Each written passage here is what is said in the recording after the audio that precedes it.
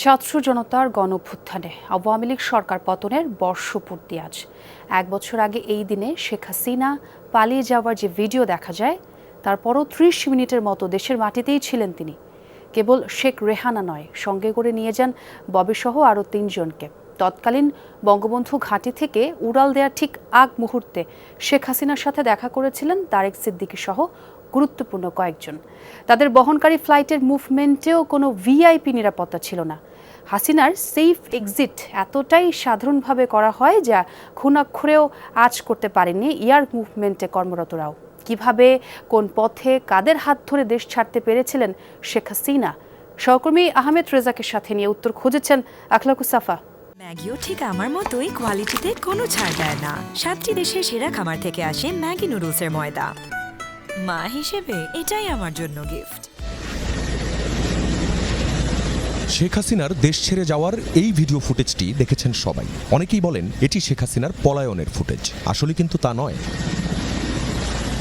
ফুটেজটি ধারণ করা 5 আগস্ট বেলা 2:35 থেকে 40 মিনিটে। লোকেশন হযরত শাহজালাল বিমানবন্দরের পাশে কুর্মিটোলায় বিমান বাহিনীর তখনকার বঙ্গবন্ধু ঘাঁটির এয়ার মুভমেন্ট এলাকা। বিএএফ শাহীন কলেজের পাশের অফিসার্স মেস থেকে মোবাইলে এই ফুটেজ ধারণ করেছিলেন বাহিনীরই একজন। বিমান বাহিনীর MI-17 হেলিকপ্টার থেকে নেমে 4টি সুটকেস সহ গাড়িতে উঠছেন শেখ হাসিনা ও রেহানা। এরপর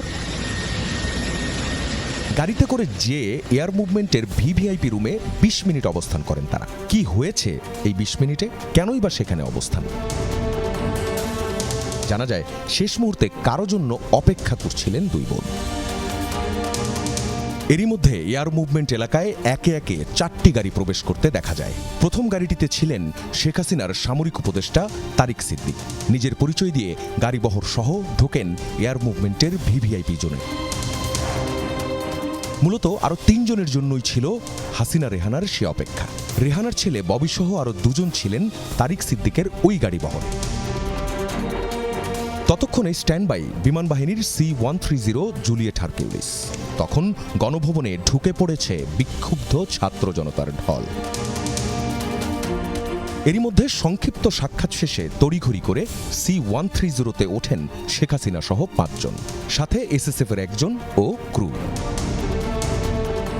ঢাকার গ্রাউন্ড কন্ট্রোলারের মধ্যে রেডিও যোগাযোগের রেকর্ডিং থেকে জানা যায় বিমানটি তৎকালীন বঙ্গবন্ধু এয়ারবেস থেকে রানওয়ে 32-তে যাওয়ার জন্য ট্যাক্সিওয়ে সাউথ আলফা বেছে নেয়।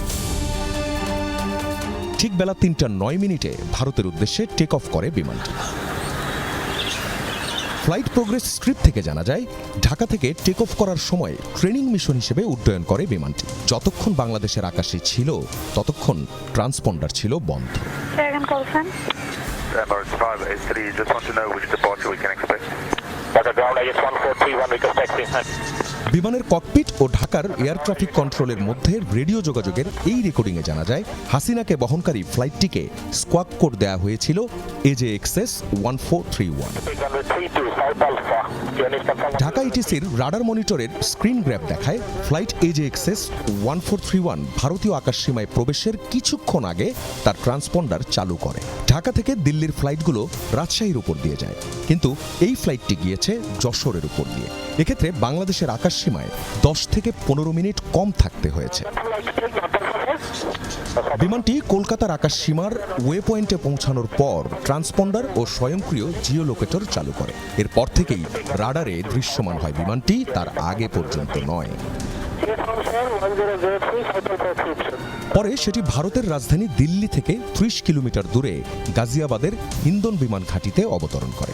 শেখ হাসিনা বাংলাদেশের আকাশসীমা অতিক্রম করার পর আনুষ্ঠানিকভাবে আসে সেনাপ্রধানের ঘোষণা। মাননীয় প্রধানমন্ত্রী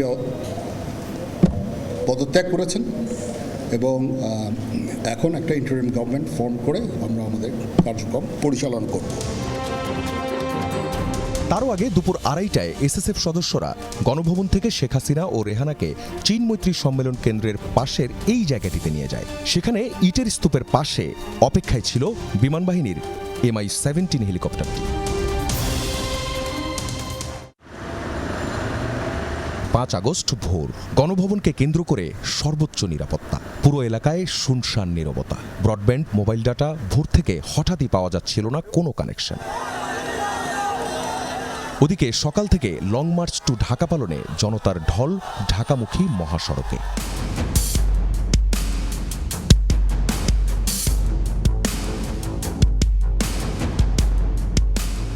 এই গণভবন এখন হচ্ছে জাদুঘর। 2024-এর 5 আগস্ট সকাল অনেক ভোরে ফজরের নামাজ পড়ে শেখ হাসিনা একটি চায়ের কাপ হাতে গণভবনের অফিস কক্ষে বসেন এবং সেখান থেকে পুলিশ বাহিনীতে থাকা তার যে আস্থাভাজনরা আছেন তাদেরকে তিনি টেলিফোন করেন।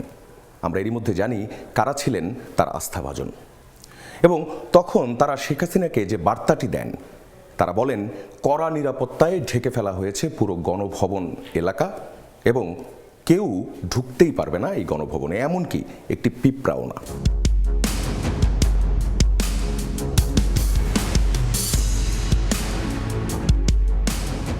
সকাল তখন 10:30। 3 বাহিনীর প্রধান তখন গণভবনের এই কক্ষে। তারা শেখ হাসিনাকে জানান পরিস্থিতি নিয়ন্ত্রণের বাইরে। উল্টো তাদের উপরই ক্ষেপে যান শেখ হাসিনা এবং তাদেরকে ভৎসনা করেন। এরপর বাহিনী প্রধানরা বলেন বহু মানুষ মারা যাবে, কারণ কোনোভাবেই গণভবনের দিকে আসা জনস্রোত আর ঠেকানো যাবে না। তারপর শেখ হাসিনা আবারও দ্বারস্থ হন পুলিশের।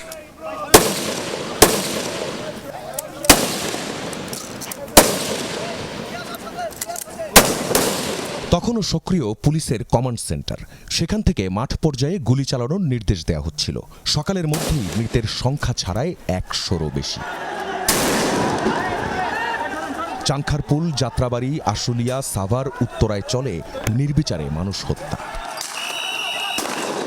পরিস্থিতি একা আর সামাল দিতে পারেনি পুলিশ। বেলা 11টা থেকে 11:30টার মধ্যে শীর্ষ কর্মকর্তারা শেখ হাসিনাকে জানান জনস্রোত গণভবনে ঢুকতে আর 1 থেকে 2 ঘন্টার ব্যাপার। শেখ হাসিনার সামনে তখন একটাই পথ, পদত্যাগ। সেনাপ্রধানের এই প্রস্তাব প্রত্যাখ্যান করেন তিনি। তারপর 3 বাহিনী প্রধান শেখ রেহানাকে পাশের একটি রুমে নিয়ে যান এবং সেখানে গিয়ে তাকে বোঝানোর চেষ্টা করেন।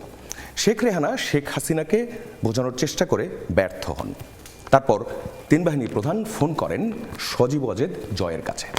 জয় তার মাকে বিষয়টা বোঝাতে সক্ষম হন এবং এরপর শেখ হাসিনার আবদার তিনি ধানমন্ডি 32 নম্বর এবং টুঙ্গিপাড়ায় বঙ্গবন্ধুর সমাধিতে শ্রদ্ধা জানাতে যাবেন, কিন্তু তাতে ঝুঁকি আরও বাড়বে বলে সেটিও প্রত্যাখ্যান করা হয়।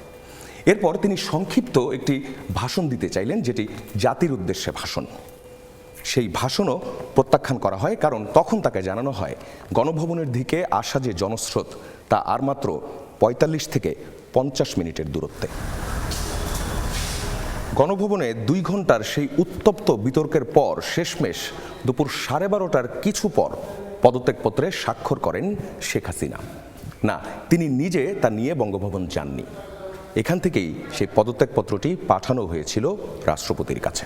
প্রধানমন্ত্রীর পদত্যাগ ও বৈষম্য বিরোধী ছাত্র আন্দোলনে সৃষ্ট পরিস্থিতিতে আজ বঙ্গভবনে 3 বাহিনীর প্রধান এবং বিভিন্ন রাজনৈতিক দলের নেতৃবৃন্দ, সুশীল সমাজের প্রতিনিধি ও বৈষম্য বিরোধী ছাত্র আন্দোলনের কয়েকজন সমন্বয়কদের সাথে আলোচনা হয়। যদিও 3 আগস্ট সেনাবাহিনীর অবস্থান ও 4 আগস্ট কূটনীতিকদের বিশেষ ব্রিফিংয়ে শেখ হাসিনা পতনের আঁচ পাওয়া যাচ্ছিল। এভাবেই অবসান হয় 15.5 বছর প্রতাপের সাথে ক্ষমতায় টিকে থাকা প্রধানমন্ত্রী। দেশের ইতিহাসে এর আগে কেউ ক্ষমতাচ্যুত হয়ে এভাবে দেশ ছেড়ে পালায়নি। আখলাকুস সাফা, যমুনা নিউজ, ঢাকা।